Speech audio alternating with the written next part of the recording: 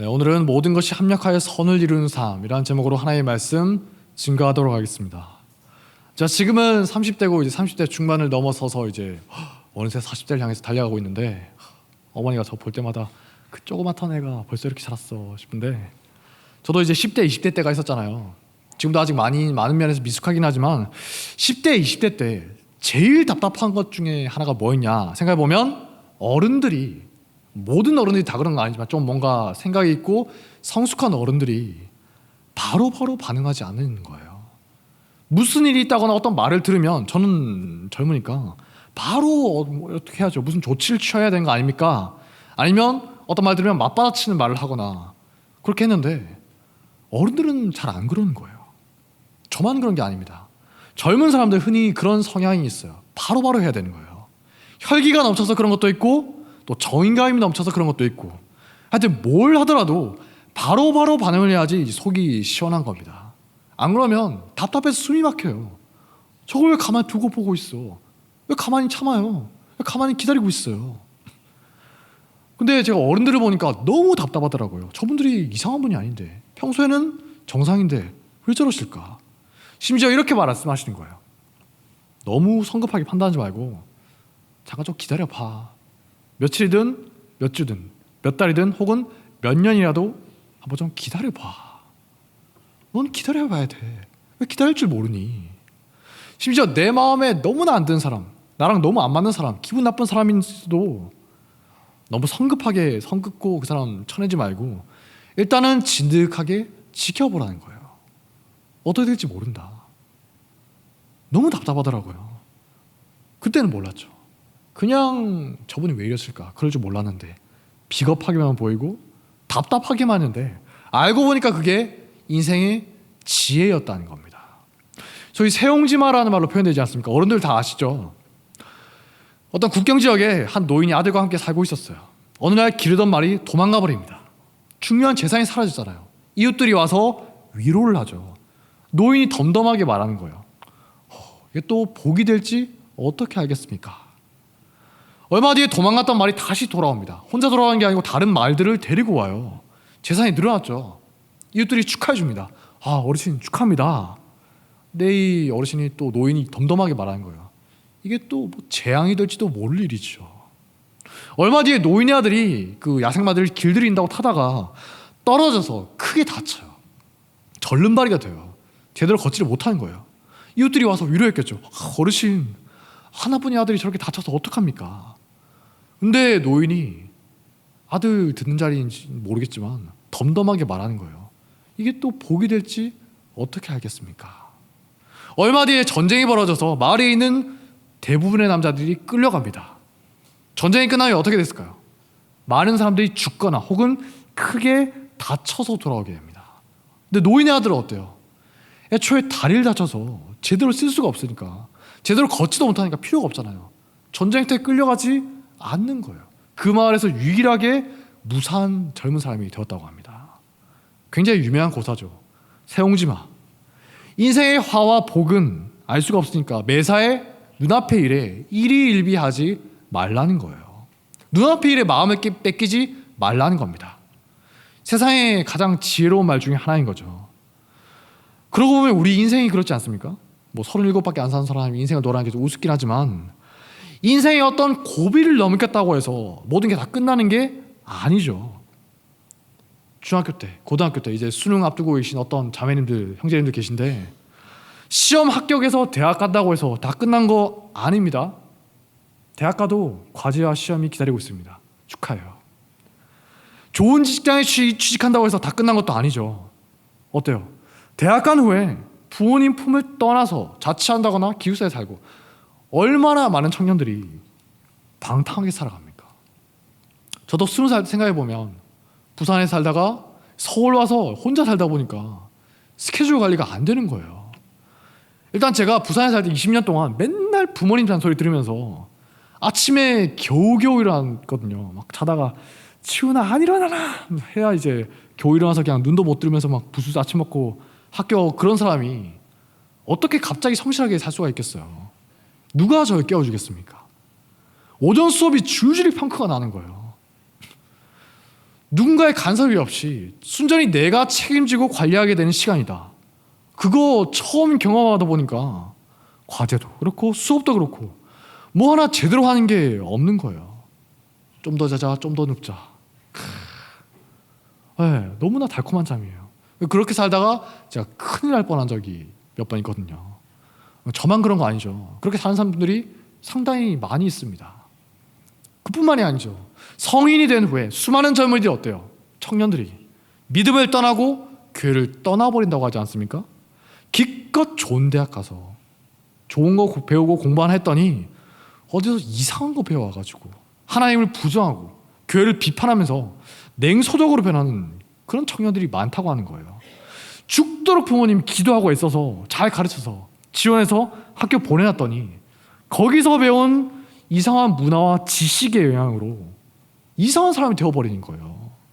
교회를 떠나기도 하고. 제가 학부 때 봤던 굉장히 순박한 사람이 한 명 있었거든요. 저보다 1년 선배였는데 진짜 순진한 시골 청년 느낌이었어요. 보면 뭔가 마음이 정화되는 그런 사람 있지 않습니까? 마음이 따뜻해지고 나는 아니지만 그래 저런 사람이 기독교인이지. 제가 정말 굉장히 좋아했던 동아리 선배였어요.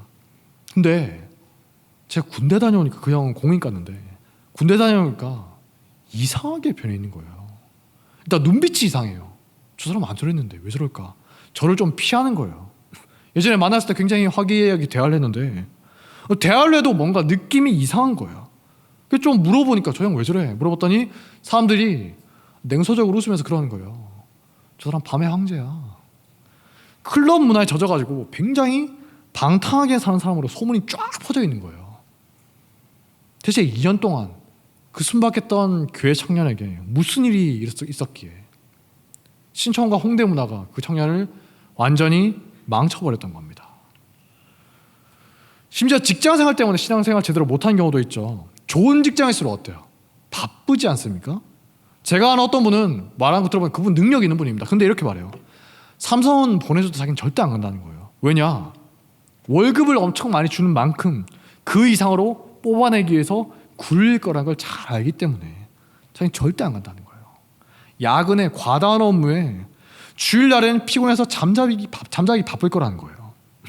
새벽 예배, 수요 예배, 금요 철야는 고사하고 주일 예배 지키기도 힘들다는 겁니다. 그 좋다고 하는 직장 때문에 다들 가고자 하는 직장 때문에 어때요? 구글이나 애플 같은 곳 한때 굉장히 선망의 대상이었던 적이 있습니다. 근데 이제는 많은 사람들이 실체를 알죠. 실적 안 나오면 바로바로 목이 날아갑니다. 무시무시한 곳이에요. 안 봐줘요. 거기에서 일하는 분들 엄청난 스트레스 받으면서 일한다고 하지 않습니까? 좋은 대학 붙었다. 좋은 직장에 취직했다. 다 끝난 게 아니라는 거예요. 결혼은 어떻습니까? 저도 이제 결혼 앞두고 있는데 좋은 사람 만나서 결혼하면 다 끝난 거예요? 아니죠. 결혼하면 그때부터가 시작인 거예요. 라고 하시더라고요. 제가 어떻게 알겠어요? 안 해봤는데 네, 두 번 하는 거 아닙니다. 네. 결혼하신 분들이 한결같이 그러니까 제가 그런가 보다 하면서 아멘 하면서 믿음으로 응답하는 거죠. 결혼할 때는 어때요?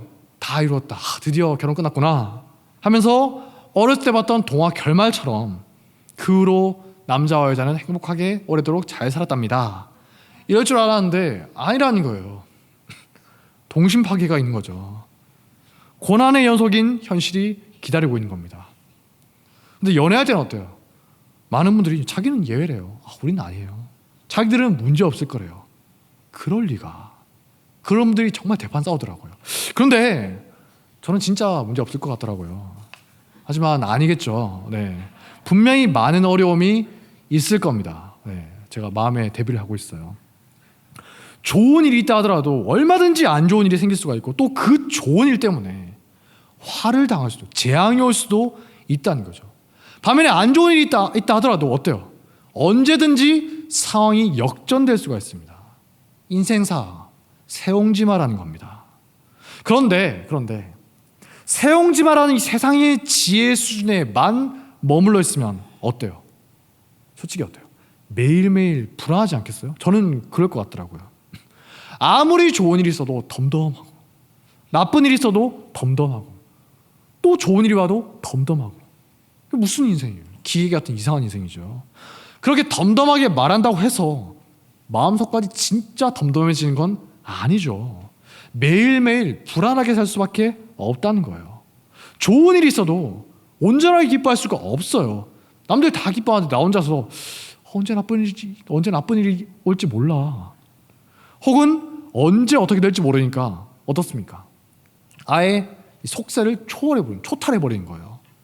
아무리 좋은 일이 있어도, 아무리 나쁜 일이 있어도 이 불교가 좀 약간 그런 적이지 않습니까? 다 비워라. 색즉시공 공즉시색이라. 무슨 뜻인지 잘 모르겠지만 이런들 어떠하리 저런들 어떠하리 하면서 그렇게 사는 거예요. 이리저리 떠다니는 거죠. 하지만 성경은 우리에게 분명하게 말하고 있습니다. 오늘 말씀 28절 말씀을 다시 함께 읽겠습니다. 시작. 우리가 알거니와 하나님을 사랑하는 자가 곧 그의 뜻대로 부르심을 입은 자들에게는 모든 것이 합력하여 선을 이루느니라. 아멘. 하나님을 사랑한 자, 하나님의 뜻대로 부르심을 입은 우리들에게는 모든 일이 합력하여서 선을 이룬다는 거예요. 우리가 살아가면서 마주치는 수많은 사건들이 있지 않습니까? 수많은 사람들이 있어요.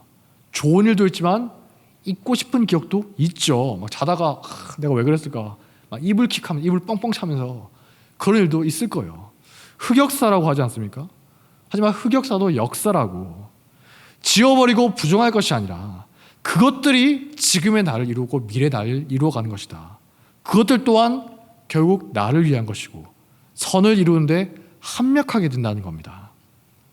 이건 세용지마식의 사고방식과는 상당히 다른 거예요. 살면서 좋은 일도 있고 나쁜 일도 있지만 그런 거에 초탈해서 살아가는 게 아니라 어떻다고요? 아무리 나쁜 일이 있다 하더라도 그것조차도 시간이 지나서 돌아보면 합력하여서 선을 이루는 놀라운 일이었구나. 하나님의 섭리가 우리를 지배하고 있다는 겁니다. 이런들 어떠하리 저런들 어떠하리. 왜? 언제 또 좋거나 나쁜 일이 닥쳐올지 몰라서? 아니죠. 좋은 일이 있든 나쁜 일이 있든 그 모든 게 결국 모이고 모여서 수십 년 동안 모여서 내 인생에서 하나님의 선하신 뜻을 이루는데 쓰임받게 된다는 거예요. 다만 우리가 할 건 뭐냐? 26절부터 나오듯이 성령 하나님께서 우리를 위해 탄식한 마음으로 기도하고 계시잖아요. 우리도 또한 하나님을 신뢰하는 마음으로 끝까지 낙심하지 않고 기도하면서 버텨내면 된다는 겁니다. 내가 지금 나에게 임하신 뜻이 무엇일까? 그거 일일이 해석하려고 고민하지 않아도 돼요. 그냥 믿음으로 견뎌내면서 버텨내면 나중에 알게 됩니다. 모르면 가서 물어보세요. 왜 그러셨어요? 하나님께서 다 알려주실 겁니다. 은혜롭게. 요셉의 인생이 그랬잖아요. 형들의 시선과 괴롭힘을 당하다가 눈칫밥 먹다가 노예로 팔려가고 거기서 좀 인정받으면 사나 싶었더니 억울한 누명을 쓰고 감옥에 갇히고 풀려나는가 싶었더니 한참 동안 갇혀서 지내야 되고 누구보다도 억울한 인생입니다. 좋은 일이 있다 싶었더니 금세 또 나쁜 일이 생기는 전형적인 세옹지마 인생이었던 거죠. 근데 시편 말씀을 보니까 요셉이 감옥에 갇혔을 때 하나님의 말씀이 요셉을 연단했다고 하지 않습니까? 그 결과 어떻게 되죠? 나중에 이집트의 총리가 된 요셉이 요셉 앞에 그 원수들 죽이고 싶은 형들이 왔을 때 요셉이 깨닫게 된다는 거예요. 내가 이 모든 일을 겪은 것은 아브라함에게 주어졌던 하나님의 약속을 이루기 위함이었구나. 하나님께서 아브라함에게 약속하셨죠. 너희 자손들이 이집트에 가서 오랫동안 있다가 다시 돌아올 것이다. 그래서 창세기 45장 5절에서 이렇게 말합니다. 당신들이 날 이곳에 팔았다고 해서 근심하지 마소서, 한탄하지 마소서. 하나님이 생명을 구원하시려고 나를 당신들보다 먼저 보내셨나이다. 하나님이 큰 구원으로 당신들의 생명을 보존하고 당신들의 후손을 세상에 두시려고 나를 당신들보다 먼저 보내셨나니 그런즉 나를 이리로 보낸 이는 당신들이 아니요 하나님이시라. 나중에 야곱이 죽죠. 형들이 요셉을 찾아옵니다. 왜죠? 혹시 요셉이 보복할까 봐. 그때도 요셉이 똑같이 말해요. 요셉이 그들에게 이르되 두려워하지 마소서. 내가 하나님을 대신하리이까. 당신들은 나를 해하려 하였으나 하나님은 그것을 선으로 바꾸사 오늘과 같이 많은 백성의 생명을 구원하게 하시려 하셨나니 당신들은 두려워하지 마소서. 내가 당신들과 당신들의 자녀를 기르리이다 하고 그들을 간곡한 말로 위로하였더라. 요셉의 인생이야말로 어때요? 모든 것이 합력하여 선을 이룬다. 이 말씀을 가장 잘 보여주는 것이죠. 순간순간은 그게 어떤 의미인지 몰라요. 해석이 안 됩니다. 하나님 왜 이러세요? 왜 응답하지 않으십니까? 요셉도 몰랐겠죠. 어떻게 알았겠어요? 하나님을 원망했을 수도 있습니다. 하지만 말씀을 잊어버리지 않고 떠나지 않고 기도하면서 끝까지 믿음을 지켰더니 어떻게 됐다고요? 모든 것이 합력하여 선을 이루게 하는 하나님의 섭리를 깨닫게 되었다는 겁니다. 총리가 되어서야 감옥에서 내가 왕위 지수들을 수발들면서 배웠던 내용들이 이때를 위함이었구나. 내가 총리로 활동할 수 있도록 배우게 하셨구나. 그리고 형들을 만나서야 어떻죠? 아브라함을 통해서 주어졌던 약속이 나를 통해서 이루어지고 있는 것이구나. 그걸 깨닫게 되었다는 거예요.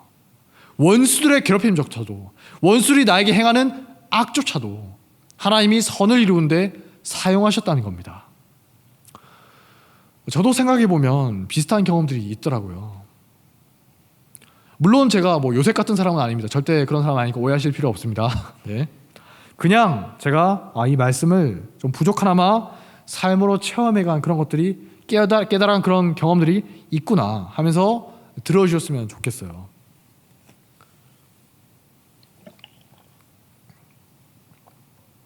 제가 얼마 전에 설교할 때 말했죠. 20대 초반에 선교 가서 복음 전하는 것 때문에 정말 고통스러웠다. 고생을 많이 했거든요. 분명히 교회에서는 20살 풋풋한 순진무구한 청년 때, 순진무구까지는 아니었지만 순진할 때 교회에서는 여러 사람들이 간증을 하는 거예요. 설교 들으면 그냥 사형이 오형이 써있는 대로 줄줄 읽으면서 전하기만 하면 된다. 읽기만 해도 믿고 받아들이더라. 그걸 듣고 나서 정말 하나님의 놀라운 기적을 체험할 수 있겠구나. 철석같이 믿고 부푼 마음을 안고 갔는데 어땠다고요?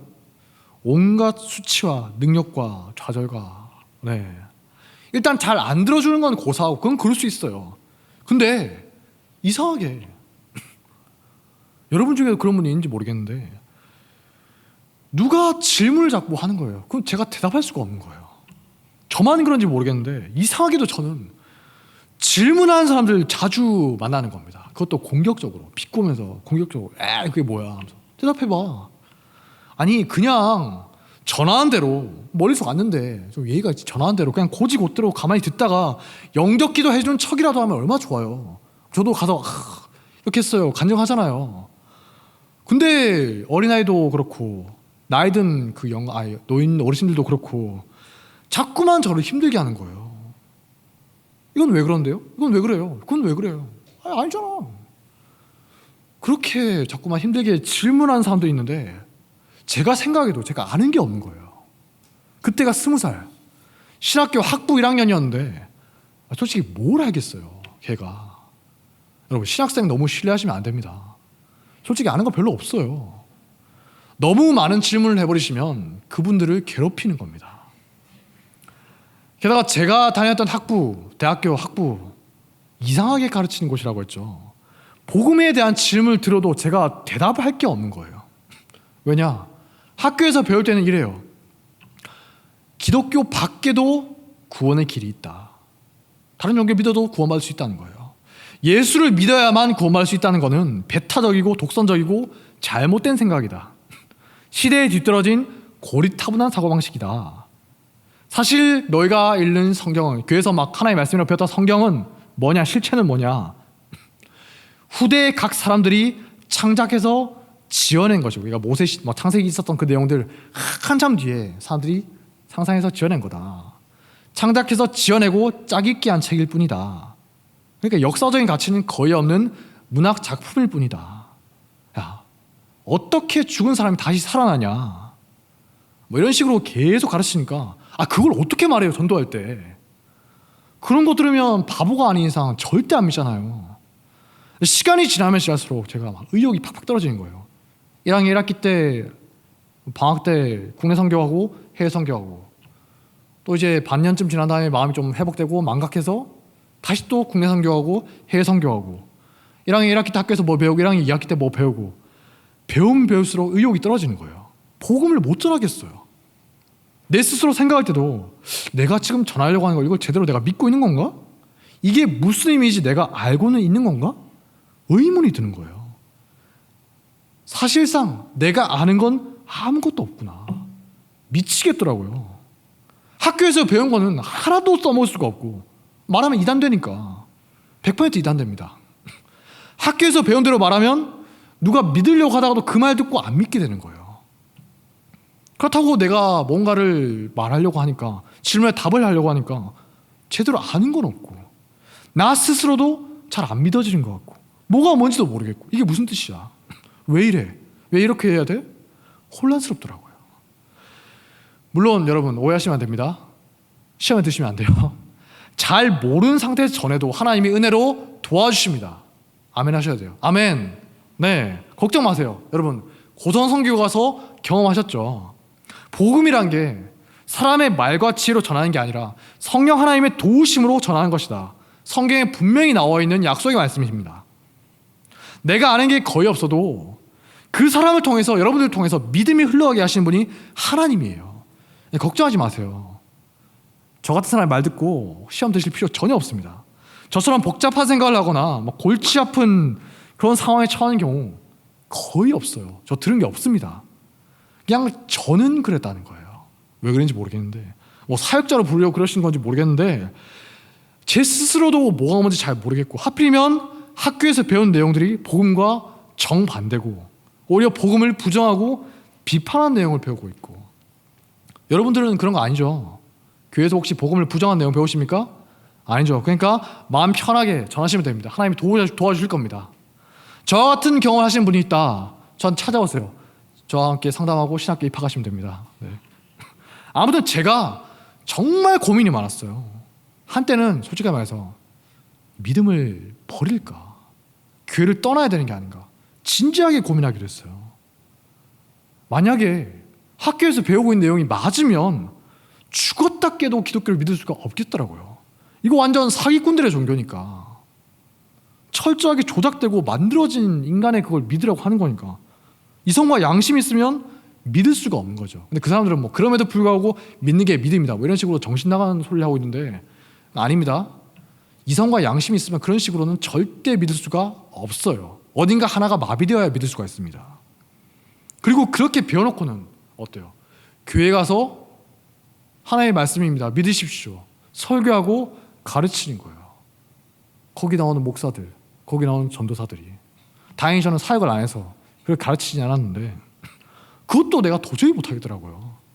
그럴 바에야 차라리 다른 길을 알아보거나 아니면 믿음을 버리고 교회를 떠나야겠다. 이게 진짜면 나는 이 사기꾼 종교를 믿을 수가 없다. 한때 정말 심각하게 고민했던 기억이 나요. 일종의 영적인 방황을 겪은 거죠. 말하자면 길지만 아무튼 그런 1년에 몇 년간에 거친 그 과정들이 거의 한 10년 가까운 그런 과정들이 정말 고통스럽더라고요. 저는 신학교 가면 성경 가르치는 거 배울 줄 알았는데 그리고 하나도 안 가르치고 이상한 것만 가르치니까 미치겠더라고요. 이게 뭐야? 배우면 배울수록 이상한 거예요. 배우면 배울수록 주변 사람들이 믿음에서 떠나는 겁니다. 이상한 소리 하고. 제 인생에서 지워버리고 싶은 그런 시기였다라고 오랫동안 생각했어요. 어디 나왔습니까? 어디 학교 나오셨어요? 하면 저 해운대 고등학교 나왔습니다. 검정고시라고 그러시는데 실제로 제가 신대원 가서 사역지 지원할 때 거기 출신이라고 저를 안 썼던 그런 교회도 있어요. 의심하는 거예요. 거기 출신은 좀 하면서. 근데 지나고 보니까 놀랍게도 그게 정말 감사한 일이더라고요. 우선은 첫째로 복음 전하는 내용, 그거 제가 잘 몰랐다고 했죠. 전하면서도 저 스스로 확신이 없으니까 말할 때도 막 우물쭈물해요. 전하기도 싫어지고 말하다 보면 이걸 믿을까 내 스스로가 의심이 되고. 근데 그 덕분에 나중에 한 30살쯤 돼서 신대원에 가서, 다른 학교입니다, 신대원에 가서 이제 제대로 배울 수가 있었던 거죠. 1학년, 2학년 때 제가 심심하면 조직신학 교수님들 찾아가서 막 따지듯이 물었던 기억들이 있어요. 수업만 끝나면 제가 계속 찾아가서 귀찮게 하는 겁니다. 아니 교수님 이거 왜 이랬습니까? 저건 왜 그렇습니까? 저는 그렇게 생각하지 않는데요. 솔직히 그건 좀 아니잖아요. 이건 이래서 아닌 것 같은데요. 지금 생각해보면 굉장히 도발적인 그런 학생이었어요. 왜냐하면 쌓인 게 많았으니까. 그리고 신학교 교수에 대한 기대감도 전혀 없었으니까. 왜냐? 학부 때 하도 이상한 사람들을 많이 봐서 신학교 교수에 대한 기대감이 완전 바닥이었습니다. 계속 고민하고 질문하고 논쟁하면서 보냈어요. 신대원 가서. 왜냐? 20대 내내 내가 고민했던 문제니까. 퇴학시키려면 퇴학시켜 하면서 그냥 마음 편하게 하고 싶은 질문 다 하면서 자유인으로 살았던 것 같습니다. 근데 다행스럽게도 거기 교수님들이 정말 좋은 분이었어요. 지금도 정말 마음이 따뜻해지고 존경스러운 분들인데 제가 그렇게 해도 다들 속으로는 어땠는지 모르겠지만 웃으면서 잘 받아주시고 1시간이 넘도록 막 2시간 가까이 질문을 해도 질문 끝나면 또 질문하고 이래도 시간 날 때마다 성실하게 대답해 주시고 도저히 견해가 좁혀지지 않을 땐 제가 막 이건 이래서 아니지 않습니까? 저 못 받아들이겠는데요. 이렇게 견해가 좁혀지지 않을 때도 전도사님 좀 더 기도하면서 우리가 함께 고민해 봅시다 이러면서 기다려 주시더라고요. 그 덕분에 제가 정말 많은 의문을 해결할 수가 있었습니다. 퇴학당하지 않고. 물론 제가 지금 다 아는 것도 아니에요. 아직 모르는 거 정말 많죠. 솔직히 제가 알아도 뭘 얼마나 알겠습니까? 그래도 최소한 20대 때 내가 좌절감을 느꼈던 부분, 대체 이걸 왜 전해야 되냐? 왜 하필 복음을 전해야 되냐? 왜 예수님밖에 없는 것이냐? 복음의 내용은 무슨 의미인 것이냐? 등등 이런 것들을 제가 조금씩 알게 됐고 또 내가 고민하고 깨달았던 만큼 다른 분들에게도 내가 서서히 알려줄 수가 있게 돼서 정말 감사한 일인 거죠. 만약에 제가 생각을 해봤어요. 20살 때 혹은 20대 초반 중반 그럴 때 선교 계속 할 때 내가 알지도 못하는 걸 대충 전했는데 사람들이 막 듣고서 회개하고 돌아오는 그런 일들을 내가 막 계속 체험했으면 어땠을까요? 뭐 은혜를 누리면서 간증은 했겠지만 최소한 사역자로서 지금의 저는 없겠죠. 확실히 지금의 저는 없을 겁니다. 그게 무슨 뜻인가? 고민할 필요도 없고 치열하게 논쟁하면서 깨달을 필요도 없었을 거예요. 가르칠 일도 없었을 거잖아요. 그냥 뭐 목사님도 말씀 들으면서 있으면 되는 거니까 굳이 제가 가르칠 필요 없는 거잖아요. 하지만 하나님께서 그야말로 하나님도 무심하시지. 진짜 박살이 난 그 20대 초반에 얼마나 그 애가 힘들었겠어요. 걔가 20대 초반에 박살이 나는 경험을 계속하게 하면서 제가 정말 원망도 많이 했습니다. 저한테 왜 이러세요? 저는 뭐 내놓은 사생아 같은 자식입니까? 다른 사람들은 하나님 자식이고 저는 뭡니까? 저도 좀 불신자가 영접하는 거 보게 해주세요. 간증거리 좀 주세요. 쥐어짜내서 간증을 해도 내 스스로가 민망한 겁니다. 그게 무슨 간증이야? 기적적인 거 저도 좀 체험하게 해주세요. 저렇게 많은 사람들이 체험했다는데 저는 왜 하나도 경험 못합니까? 딱 한 번만 안 해주시더라고요. 신학생인데 저만 그런 게 없으니까 진짜 쪽팔리잖아요. 열등감도 느끼고 어떨 땐 하나님께 욕하면서 대들기도 하고 물론 다른 사람들 안 보는 데서 다른 사람들의 간증을 듣고 있으면서 잠잠하게 분노하기도 하고 냉소적으로 반응하기도 하고 그러시겠지 하면서 기도하면서도 이게 기도인지 원망인지 싸우는 건지 구분이 안 되는 걸 하게 돼요. 솔직히 하박국 읽으면서 이게 뭐 하나님께 항변하는 거야. 점잖게 하네. 그 정도는 아니죠. 네. 와 진짜 미치겠다. 내가 지금 뭘 믿고 있는지 왜 내가 이걸 믿어야 하는지 그걸 좀 알았으면 좋겠다. 이런 답답함들이 있었는데 그게 저를 지금의 이 자리로 이끌었던 것 같습니다.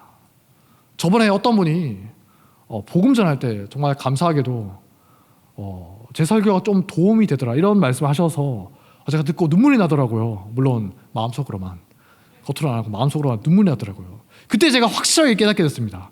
하나님 진짜 지독할 정도로 저한테는 간증거리를 하나도 안 주시고 뭐 실패자의 그런 간증 그런 것만 주시고 성교 갈 때마다 맨날 바닥을 기게 하시고 수치스럽게 하시고 열등감에 휩싸이게 하시고 혼란스럽게 하시고 고통스럽게 하셨던 이유가 바로 이것 때문이셨군요. 이것 때문이었군요. 너무 답답하고 힘들어서 고민하고 또 고민할 수밖에 없었던 그런 것들이 교회를 위한 과정이었구나. 그거 알게 되니까 지난날의 세월이 한꺼번에 보상받는 느낌이었어요. 15년이 넘는 세월 동안 정말 열등감과 패배감과 분노를 남들은 모르죠. 내면 깊숙이 갖고 있었는데 그게 다 하나님의 기쁜 뜻이었구나. 알게 되니까 진짜 묵은 체증이 싹 내려가는 기분이더라고요. 제가 정말 감사하면서도 또 많이 회개했습니다. 옛날에 기도하면서 원망과 욕을 엄청 했거든요. 이게 기도인지 욕을 하는 건지. 뭐 그럴 수도 있죠. 뭐 다 지나간 일입니다. 하나님은 저를 용서하실 거예요. 또 제가 다닌 학교가 두 번째로 이상한 곳이었다고, 좀 이상하다고 하지 않았습니까? 종교다원주를 비롯해서 수많은 현대 사상들이 집약되어 있는 그런 곳이었어요. 성경의 절대성과 성경의 역사성을 부정하면서 인간의 생각으로, 철학으로 성경을 막 난도질하는 겁니다. 그러니까 당연히 어떻겠어요? 하나님도 자기가 원하는 대로 믿는 겁니다. 성경 읽다가 자기 마음에 들지 않는 내용 나오죠. 그럼 이거 하나님의 말씀이 아니야. 인간이 그냥 자기 마음대로 지어낸 거야. 그러다가 자기의 마음에 드는 말씀 나오죠. 이거 좋네. 하나님의 말씀입니다. 믿고 기도하면서 정신이 나간 거죠. 근데 자기들은 그게 믿음이라고 믿는 겁니다. 그러면서 자기만 그렇게 믿는 게 아니라 교인들에게 설교하고 가르치는 겁니다. 학생들에게도. 대표적인 게 동성애 문제 같은 게 있죠. 동성애가 최근에 좀 시끄러웠지만 사실 15년 전에도 거기서는 이미 동성애는 하나님이 기뻐하시는 거룩한 사랑이다. 이런 식으로 가르쳤어요. 선배들 다 그렇게 말하고 있고. 동성애에 대해서 부정적인 말 했다가는 제가 한번 해봤는데 어찌나 조롱당하고 배척받는 건지. 야, 너는 사랑이 없어. 너는 하나님이 어떤 분인지 몰라. 너는 오만하고 배타적이고 무식한 놈이야. 성경 좀 읽어. 나 이거 성경 읽고 말하는 건데? 야, 네가 읽은 성경 말씀 그 부분은 옛날에 그 지어낸 사람의 말이지. 그걸 어떻게 하나님의 말씀이라고 믿니? 하나님은 사랑의 하나님이야. 뭐 이런 거네요. 심지어 어떤 사람은 교수나 학생들이 말하는 겁니다. 성경은, 이거 신학교에서 굉장히 유행한 이론입니다. 성경은 그냥 인간의 저작일 뿐이지. 근데 어쩌다가 가끔 어떤 순간에 성령님께서 하면서 임재하시면 그 순간만큼은 하나님의 말씀이 된다. 근데 그 잠깐의 시간이 지나면 평소에는 계속 인간이 만들 책일 뿐이지. 인간이 쓴 책이잖아. 어떻게 하나님의 말씀이 돼? 정말 많은 신학교에서 유행하는 사상이에요. 더 심한 내용도 있지만 제가 굳이 말하지는 않겠습니다. 담임 목사님도 이야기 들어보니까 학부 때 거기서 신학부 수업 여러 개 들으면서 왜 들으셨는지 모르겠는데 정말 많이 고통스러우셨을 거예요. 그분이 말씀하시기를, 야, 신학부 수업 들어보니까 교수들 중에 예수 믿는 것 같은 사람이 한 명 있는 것 같더라. 그렇게 말씀하시더라고요. 목사님은 기억 안 나실지 모르겠지만 한 13년 전쯤에 제가 청년일 때 대만 선교 와서 들은 기억이 납니다. 그런 말씀하셨던 거 저는 기억하고 있어요. 제가 방황했다고 했죠. 이런 걸 4년 내내 배우면서 어떻게 방황하지 않을 수가 있겠어요. 2학년쯤에는 제가 드디어 이제 신앙 버려야 되나 심각하게 고민하기도 했어요. 실제로 선배들이나 동기들 보면 2학년 때까지는 그래도 교회에서 살아온 세월이 있으니까 좀 거부하고 저항하다가 3학년 때쯤 되면 서서히 물들기 시작합니다. 4학년 때쯤 되면 완전히 앞잡이가 되는 거예요. 마귀 앞잡이가 되는 겁니다. 그래서 어떻게 하냐? 동아리 같은 데서 앞장서서 후배들을 교육하는 겁니다. 제가 1학년 때 제일 듣기 싫었던 말이 선배들이 하는 말이에요. 야, 시훈아, 신앙 고백하지 말고 학문을 좀 해. 이거였어요. 저는 분명히 성경 말씀에 근거해서 말하는 건데 그 신앙 고백일 뿐이라고, 그냥 네 생각일 뿐이라고 조롱하는 겁니다. 자기들은 철저하게 학문을 하고 있지만 너는 그냥 비학문적인 신앙 고백이지 않느냐, 그런 거예요. 물론 그것 때문에 제가 정말 고민을 많이 했어요. 난 그냥 신앙 고백하는 뿐이고 학문을 하는 게 아닌 것일까? 라고 하다가 신대원 와서 이제 저랑 친한 철학 전공한 이제 어떤 목사님한테 배우면서 깨닫게 됐죠. 나한테 그 말을 했던 그 사람들이야말로 철저하게 비학문적이고 시대에 뒤떨어진 한 18세기, 19세기에 유행하던 계몽주의적인 신앙 고백을 하고 있었구나. 제가 알았으면 굉장히 비웃어줬겠죠. 근데 그때는 몰랐어요. 그게 단조라요. 근데 정말 듣기 싫더라고요. 신앙 고백하지 말고 학문을 좀 해. 잘 알지도 못하면서 입만 살아가지고 겉핥기로 배운 걸 말하면서 허세 부리는 거예요. 3, 4학년들이. 그러면 후배들은 이제 서서히 또래에 물들지 않습니까? 서서히 물들어가는 거죠. 교수들한테 배우고 평소에 동아리 활동하고 할 때 다 그렇게 말하니까 저게 맞나 보다. 근데 가끔씩 보면 몇 년에 한두 명씩 정도 이제 좀 그 세뇌가 안 되는 이상한 사람들이 있습니다. 저 같은 사람도 있는데 좀 반골 기질이 있어 그런지 모르겠지만 수업 시간에 어떨 때는 이제 교수랑 대판 싸우기도 하고 동기나 선배들이랑 막 논쟁하기도 하면서 갈등이 많았어요. 어떤 때는 심지어 이제 1학년 끝나고 2학년 1학기 때쯤이었나? 대학교 축제 때 주점하자고 하는데 주점 뭐 메뉴를 어떻게 할까? 맥주 소주 얼마나 할까? 이렇게 논의하고 있는데 제가 주점 그거 안 하면 안 됩니까? 신학교에서 그걸 왜 합니까? 라고 반대했다가 얼마나 조리돌림 당했던지 돌아가면서 욕먹었어요. 선배 중에 몇 명이 한 두세 명 정도가 은밀하게 이제 인터넷 쪽지로 저한테 위로를 해주더라고요. 사실 자기도 주점 반대하는데 차마 밝힐 수가 없더라. 조리돌림 당하는 게 두려워서. 신학교에서 술 팔지 말자고 하면 조롱받고 욕먹고 따돌림 당하는 분위기인 거예요. 그래서 저는 했죠. 하지 말자. 그래서 이제 다행인지 불행인지 저녁 10시 이후로 팔기로 했었습니다. 예수님이 실제로 부활하셨다고 말하면 조롱받고 한심하게 여기는 거예요. 예수님을 믿어야만 구원받을 수 있습니다. 그러면 너는 배타적이고 독선적이야. 비웃는 겁니다. 동성애 하나님이 미워하시는 죄악입니다. 너는 사랑이 없어. 아직도 성경을 고지고대로 믿느냐 하면서 한심한 놈이라고. 학문을 좀 해. 별별 소리를 다 들어야 돼요. 이게 무슨 신학교인지 마귀의 소굴인지 구분이 안 되는 거예요. 마귀의 소굴이죠. 네. 시간이 지나고 이제 제가 한 30살쯤 돼서 정상적인 신대원에 가서 보니까 지나왔던 20대 초중반의 그 시간들이 나를 단련시키기 위한 것이었구나. 그걸 알겠더라고요. 이제 신대원에 가니까 많은 분들이 교회에서만 자라서 교회 밖에서 무슨 이상한 말을 하는지 잘 모르더라고요. 심지어 신학교라 하면서도 그렇게 이상하게 가르치는 곳이 많이 있다는 걸 몰라요. 목사들 중에도. 교수님들이 아시잖아요. 그래서 정말 피를 토한 심정으로 우리에게 가르칩니다. 이런 것들이 있다. 경계해야 됩니다. 교인들 잘 지키십시오. 근데 가만 보니까 한 귀로 듣고 한 귀로 흘리고 있더라고요. 뭐 저게 무슨 말이야. 말도 안 되는 소리지. 말도 안 되는 소리들이 엄청 많이 하는 곳 있다는 걸 모른다는 거예요. 저는 무슨 뜻인지 귀에 박히더라고요. 왜냐? 4년 내내 겪었고 그 뒤로도 한 5년 정도 계속 고민했던 문제라서 교회에 서서히 스며들어오는 이상한 가르침들을 저는 이제 경계할 수가 있고 볼 수가 있는 거죠. 그게 얼마나 위험하고 널리 퍼져 있는 것인가 그걸 아니까, 겪었으니까. 여전히 많은 게 부족한 저지만 그래도 하나님이 교회에 도움이 될 수 있구나, 그리고 말씀을 전할 수가 있구나, 특별히 저와 같은 고민을 하는 사람들에게 도움을 줄 수가 있고 은밀하게 스며들어오는 그런 이단적인 가르침을 내가 신학의 이름으로 위장을 한 그 이단적인 가르침을 내가 알 수가 있구나 하는 게 얼마나 감사한지 몰라요. 지나간 세월들 순간순간은 너무 고통스러웠지만 지나고 보니까 모든 과정이 합력하여서 선을 이루는 과정이었구나, 그걸 알게 됐다는 겁니다. 이걸 진작에 깨달았으면 제가 하나님께 그 많은 원망과 험한 말과 죄를 짓지 않을 수가 있었겠죠. 지금이라도 깨달아서 다행이고 앞으로도 더 많이 깨달아가길 기대하는 겁니다. 저뿐만이 아니죠. 우리 모두가 그래요.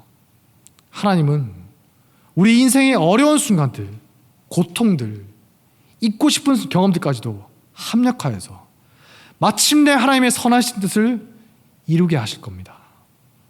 다만 우리들은 우리를 위해 기도하는 성령님의 도우심을 받아서 끝까지 포기하지 말고, 이게 무슨 뜻인지 몰라요. 해석하지 않으려고 해도 돼요. 해석하려고 해도 모를 거예요. 하지만 끝까지 포기하지 않고 하나님께 기도하면서 말씀으로 연단되고 버텨내는 게 필요하다는 겁니다.